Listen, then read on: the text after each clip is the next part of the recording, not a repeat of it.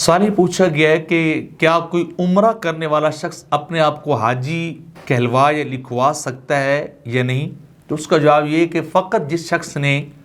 عمرہ کیا ہو تو اپنے نام کے ساتھ حاجی لکھوائے تو یہ شرعاً درست نہیں ہے، کیونکہ حقیقتاً اس نے حج کیا ہی نہیں، اس نے فقط عمرہ کیا ہے۔ اور عمرے کا نام الگ ہونا اور اس کے مطلب حج کے معاملات سے اس کے معاملات اور دیگر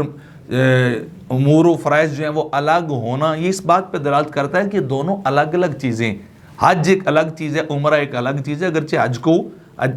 عمرے کو حدیث پاک میں حج اصغر بھی کہا گیا، لیکن حج بہرحال پھر بھی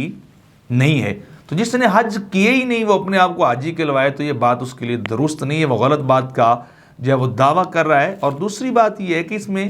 ریاکاری کا اندیشہ بھی ہے، حج لکھانے کے ساتھ کہ حاجی صاحب بھی لکھوا کے آپ کیوں خوش ہوتے ہیں؟ آپ نے کی ہی نہیں ہے، آپ لوگوں کو سنانا چاہتے ہیں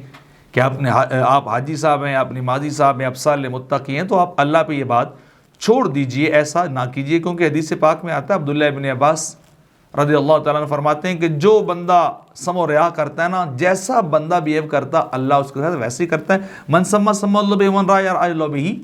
کہ جو بندہ سم و ریا سے کام لیتا ہے، لوگوں کو سناتا ہے جناب مجھے دیکھو میرے بارے میں کیا ورڈ استعمال کیے جا رہے ہیں، یا انہیں کوئی دکھاتا ہے، اس طرح کسی نے دکھلاوے کا شکار ہوتا ہے، تو جیسا انسان ایکٹ کرتا ہے اس کے ساتھ ویسا ہی ریئیکٹ جو ہے وہ اللہ کی طرف سے ہو جاتا ہے۔ تو لہذا انسان کو حقیقت پسند ہونا چاہیے، لوگوں کے سامنے اپنی بڑائی کو بیان نہیں کرنا چاہیے، شیخ یعنی بگیرنی چاہیے، اللہ پہ چھوڑ دینا چاہیے۔ اللہ آپ کو حج پہ لے جائے تو آپ یقیناً اب حاجی لکھوائیے تو مزہ بھی آئے گا کہ یقیناً آپ نے حج بھی کیا ہے۔ تو جب آپ نے حج کی ہی نہیں تو آپ لکھوائیں گے تو یہ آپ کے لیے درست نہیں ہے۔